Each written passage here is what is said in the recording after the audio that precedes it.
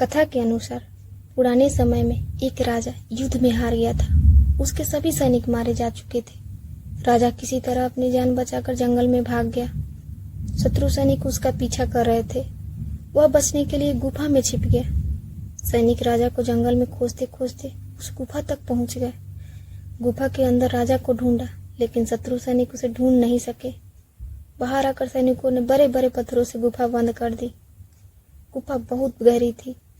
राजा अंदर की ओर छिपा हुआ था। वह काफी थक चुका था। भूख प्यास की वजह से बेहाल हो रहा था। उसके शरीर में ताकत भी नहीं बची थी। शत्रु सैनिक गुफा बंद करके वहां से चले गए तो राजा अंदर बैठा बैठा सोच रहा था कि अब तो उसका जीवन खत्म हो चुका है। वह गुफा से कभी बाहर नहीं निकल पाएगा। राजा निराश हो चुका था। तभी उसे अपनी माँ की एक बात याद आई। उसकी माँ कहती थी कि कुछ तो कर, यूं ही मत मर। ये बात याद आते ही राजा में फिर से ऊर्जा आ गई। उसने सोचा कि कोशिश किए बिना हार नहीं माननी चाहिए। राजा गुफा के द्वार से पत्थरों को हटाने का काम शुरू कर दिया। कड़ी मेहनत के बाद राजा ने बड़े बड़े पत्थर खिसका दिए।